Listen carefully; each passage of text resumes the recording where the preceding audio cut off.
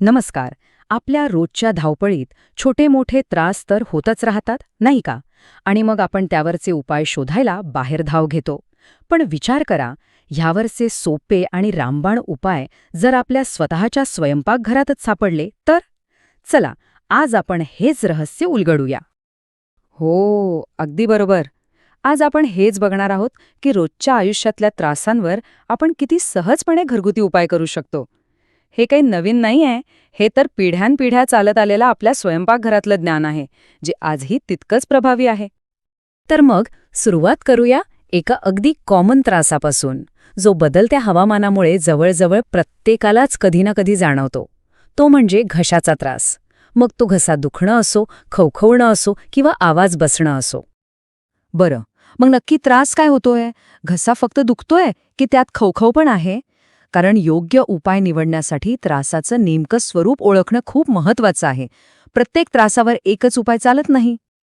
आता इथे बघा, किती सोप्या पद्धतीने हे समजावून सांगितले आहे. जर घसा दुखत असेल तर हळदीचं गरम दूध सर्वोत्तम आहे. हळदीमुळे घशाची सूज आणि वेदना कमी होतात. पण जर घशात फक्त खवखव होत असेल तर खडीसाखर आणि अगदी चिमूटभर कात एकत्र करून चगळल्याने लगेच आराम मिळतो. आणि जर आवाजच बसला असेल तर वेलदोड्याचे दाणे आणि साखर चगळा. किंवा साधा सोपता उपाय म्हणजे कोमट मिठाच्या पाण्याने गुळण्या करा. घसा एकदम मोकळा होतो. घसा दुखण्यावरचा हा उपाय तर आपल्या सगळ्यांच्याच ओळखीचा आहे. 1 ग्लास गरम दुधात चिमूटभर हळद आणि थोडी साखर घालून ते हळूहळू प्यायल्याने घशाला जो आराम मिळतो ना, तो काही वेगळाच असतो. याने फक्त घसादुखीच थांबत नाही, तर एकदम फ्रेश वाटायला लागतं. घशाच्या त्रासानंतर अनेकदा पुढची पायरी असते, ती म्हणजे खोकला आणि कफ. पण घाबरायचं काहीच कारण नाही. यावरही आपल्या स्वयंपाकघरात रामबाण उपाय आहेत. इथे पण एक गोष्ट लक्षात घेणं महत्वाचं आहे. खोकल्याचा प्रकार कुठला आहे? जर सतत ढास लागत असेल तर सालासकट एक अख्खा वेलदोडा तोंडात ठेवून चघळत राहा. खूप आराम मिळतो. पण जर कफ झाला असेल, छातीत जडपणा वाटत असेल, तर विड्याच्या पानांचा रस मधात घालून घेतल्यास कफ मोकळा व्हायला लगेच मदत होते.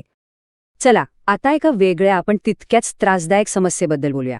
ती म्हणजे तोंड येणं. आणि यावरचा उपाय हा फक्त वरवरचा नाही, तर तो थेट समस्येच्या मुळावर काम करतो. आपल्याला वाटतं की तोंड येण्याचा प्रॉब्लेम तोंडापुरताय, पण तसं नाहीये. याचं खरं मूळ आपल्या पोटात दडलेलं आहे, म्हणजे बिघडलेलं पचन. जेव्हा पचनक्रिया व्यवस्थित होत नाही, तेव्हा त्याचे परिणाम जिभेवर फोड किंवा लालीच्या रूपात दिसू लागतात. म्हणूनच यावरचा उपाय पण थेट पोटावर करायचा. फक्त 2 दिवस. हो, फक्त 2 दिवस पोटाला पूर्ण आराम द्यायचा. म्हणजे फक्त द्रव पदार्थ घ्यायचे, फळांचे रस, दूध, ताक, सरबत यांसारख्या गोष्टींमुळे पचनसंस्थेला आराम मिळतो, ती पुन्हा व्यवस्थित काम करू लागते आणि तोंड येण्याची समस्या. तर मग आत्तापर्यंत आपण जे काही पाहिलं, त्यातून एक गोष्ट तर नक्कीच स्पष्ट झाली असेल की आपलं स्वयंपाकघर हे एखाद्या छोट्या फार्मसीपेक्षा अजिबात कमी नाही. हळद, लवंग, वेलदोडा, कात, विड्याचं पान, मध ही सगळी नावं तर साधी वाटतात, पण यांचे गुणधर्म किती मोठे आहेत हे आता आपल्याला कळलंच आहे. हेच तर आहेत आपल्या स्वयंपाकघरातले खरे सुपरहिरो. आणि हे वाक्य बघा, या सगळ्याचं सार यात आहे. खरं आरोग्य कोणत्याही औषधांच्या बाटलीत नाही, तर आपल्याच घरात आपल्या मसाल्याच्या डब्यात दडलेलं आहे. आपल्याला फक्त ते ओळखता आलं पाहिजे. मग काय करायची की नाही?